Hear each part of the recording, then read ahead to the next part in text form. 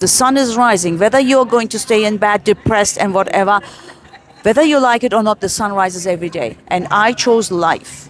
And this is what my husband wanted me to do as well. In between, did I have crisis? Yes. Because you need to allow as well yourself time to grieve, to be sad, to be angry, and this is great. And what helped me is journaling.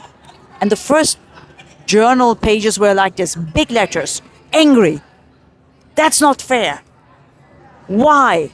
All these big things out there on journaling that helps you to manage your emotions, and that helped me a lot. I am mentally strong, learn it, live it, level up, regardless what life brings. I will live mentally strong. So let's just start with, tell us a little bit about yourself professionally. Who are you professionally? Professionally, now I'm a proud business owner. I created my own company after 32 years of professional life, where normally what organizations do, they make you redundant. So I said, I'm not going to go to another company. I create my own. It's all about professional development because I love to help people. I love to help professionals to break free. And my company name is In Kick. Why? Because I kick people to find their inner capacity, vocation, passion, and strength. Because this is what's holding them back. And that's also another thing that I wrote, for example, break free from your hamster wheel. But on top of that, it's not only that. I love to educate. I love to be involved in emerging professionals. So I do partially as well professor. I'm a professor at a private business university in Switzerland, Geneva. I live in Switzerland. Okay. Yeah. And origin Turkish, grew up in Germany, by the way. So that's what all the Turkish people do. That's what we do. And then as I was 18, I went back again to Istanbul. My parents wanted to go back. And then I started my career, married, got a kid, landed as an expat in 2005 in Geneva. In totality, 32 years later, they made me redundant, and this is where I am, a proud business owner of my own company. But also I'm an author. I wrote 2 books. I love speaking. I'm in Toastmasters. I compete on public speaking arenas, but also I give workshops. I create my own workshops. So the beauty of being your own business owner is that you have creativity, you've got freedom, liberty to do whatever you want to do. Yeah. So tell us about your books. The first title is what? Break Free from Your Hamster Wheel. Hamster wheel. Hamster wheel. Okay, I got it now. And many people are on that hamster wheel. They are. Yeah, they are. And my target audience is professionals, because you know what happens. You start when you're young, and then you might change some jobs or some companies. At the end, you say, you know what, I'm good, I'm safe, and then you've got other responsibilities, and you don't even realize that you don't really live a fulfilled professional life until it hits you, because we've got so much, burden on our shoulders, stress. And this is what you're talking, it's mentally as well. Yeah. We don't feel safe to just resign or change or whatever is holding us back. And therefore, I'm giving the professionals tools, techniques, and thoughts about how you can break free to live a fulfilled professional life. So give us one tip, not the whole book, right? Give us one tip of how to break free from that. Firstly, you need to know yourself. If you don't know yourself, nothing will work. Because then you are going like a ship from right to left, from left to right, and you will actually just sink. Firstly, know yourself. What are your strengths, your values, your passion, and then create a mission statement. You are a project. Own it. Yeah. I talk about that a lot too, because there's this idea of self-love, like, we need to love ourselves. And I realized we don't even know ourselves. How can we love ourselves if we don't know ourselves? And so I always say like know yourself, then like yourself. Exactly. Then you can love yourself. Exactly. And so I went through this period, like the year before my 50th birthday. And I was like, I realized I don't even know what fills my cup. Like, what do I enjoy doing? I do a lot of things, but what do I do and then actually feel fulfilled after? And I encourage women to go on that journey. Absolutely. Like, what actually fills your cup? Because we're often caretakers for other people. Oh, tell me about it. And we have a business, and now we're caring for our employees and the mission of the business. And who are you? Like, what is your personal vision for yourself? So tell us that. Like, so you shared what you are, who you are as a professional. Yes. Who are you as a human? And what is your personal vision? Oh, wow. My personal vision is really, I love traveling.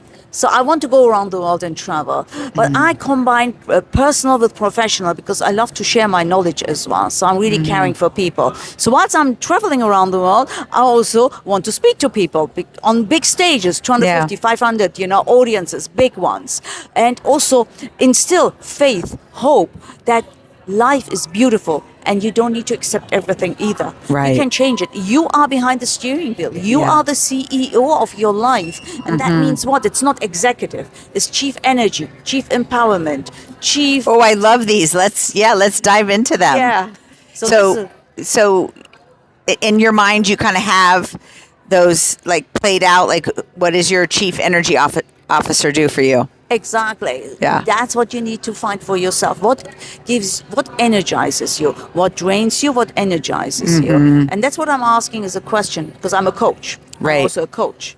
So that means, tell me about a time when you felt the most happiest. And then people struggle. Then I asked them, tell me a time or tell me a success story. And I was like, well, I do the day-to-day and it's the normal stuff. It's not the normal stuff. These little things that you do is and are success stories. That you help, I don't know, an elderly woman to just cross the street or get your kid to school or cook something special. These are little success stories and we don't really savor them. Savor all these little moments, even the kitchen work or the laundry, savor them. This is so precious. Yeah, the journey, Yes. Enjoying the journey. I actually have to remind myself all the time to enjoy the journey because I'm so driven, right? Like what is the next thing that I want to accomplish, and learning to kind of enjoy that journey. Yeah. So tell us about your second book. Second book is about, I co-authored that with a friend. It's about the resilient professional. Why? Because we professionals need to be resilient, but how? First and foremost, you need to take care of yourself and see what resilient means for you. Have your boundaries. This is great for resilience. If we say always yes. Yeah. Why? Say no. It's fine. And have that boundary set. What is that boundary? What is the non-negotiable for you? What are you ready to tolerate? What are you not ready to tolerate? And these are the questions that we're asking to actually nurture more resilient professionals. Because in this world that we are living now, everything goes astray. Yeah. We cannot predict anymore. No, we can't. So you need to be ready. Trust in yourself. Believe in your strengths. That's why knowing yourself is really important. Have your boundaries ready. Yeah. And that's kind of what I do in a little bit of a deeper, because I think many people know that they need to choose those things. Yes. But there's weight. They're carrying weights of either grief, trauma, that kind of stuff. Tell us about a time in your life you wish you had more mental strength or had to figure out that mental strength piece. That's always I need to think about it because there were many moments, but one moment which is of course very, very heavy is grief. Yeah. And I lost my husband 5 years ago and he just passed away in 1 hour at home and I saw it happening. And that time, everything went out of the window.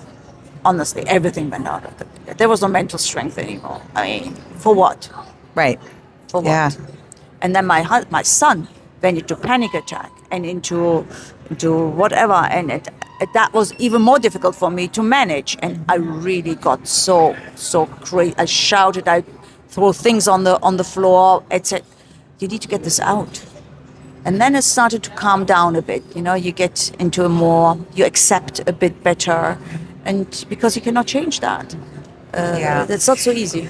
Yeah, you'll have to watch my documentary because that shows me going through like 45 days of grief. I've lost 3 children and my husband over the course of 20 years. And I'm still standing. Yes. And like you, I'm teaching that mental strength. Yes. But from a place of like, we all have something in our life that has impacted us. And grief is big. And it changes who you are. You're a widow now. Yes.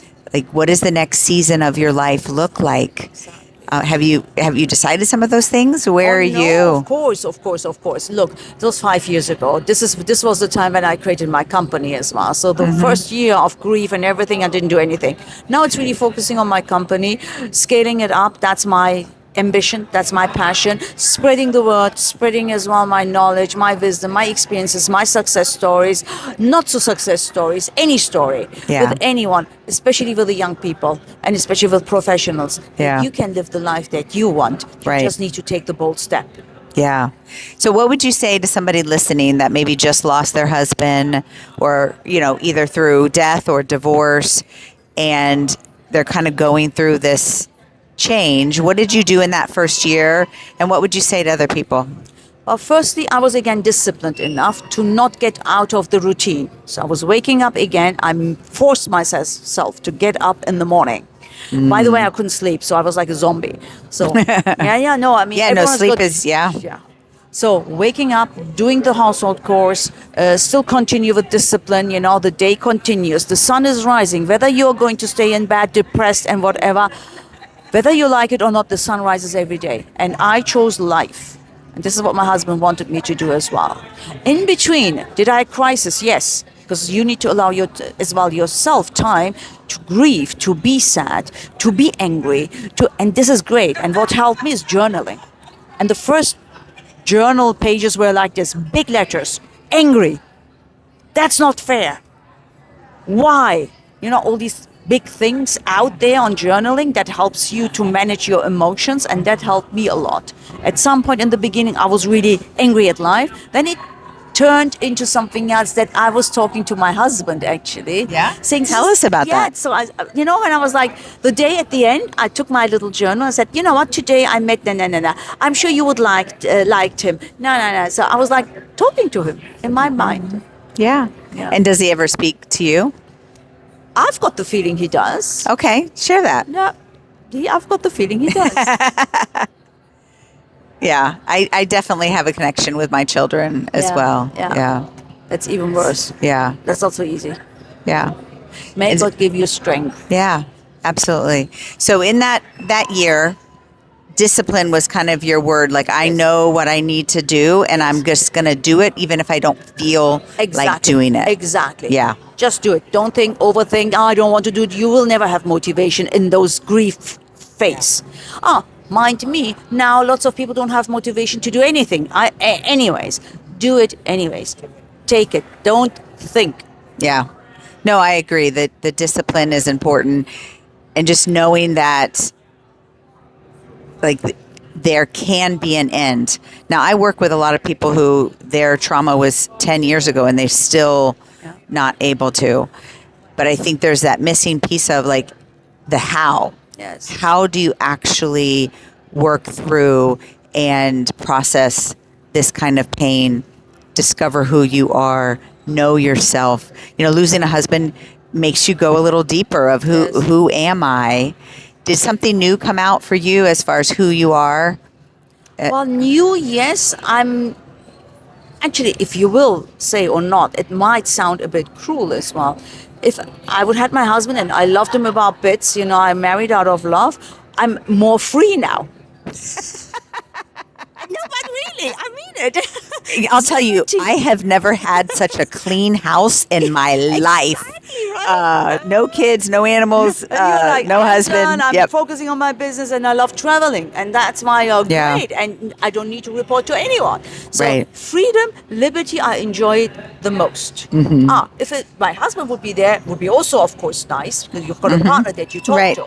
That's what we miss then, in the beginning that you go home and then you're not inviting and binge and then saying, But focusing on the positive helps in those missing, the connection time for sure. Absolutely. Yeah. And we both business owners. So we've got lots of relationship building. We have got lots of events that we participate. Yeah. So we talk to people anyways. Yeah. And that is nurturing that part of relationship as well. And you might have your close buddies, your besties Yeah. that you always have, relationship with, which is kind of compensating. And guess what? Women are actually getting along better with grief, coping with grief better than men, because we've got intimate relationships with our girlfriends. Right. And also with the family around. That could be the auntie, could be the mom, whatever, anyone around us.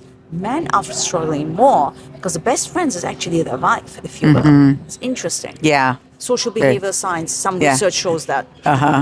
Amazing. Thank you so much. We will definitely have all your information down in the descriptions. We'll have to keep in touch.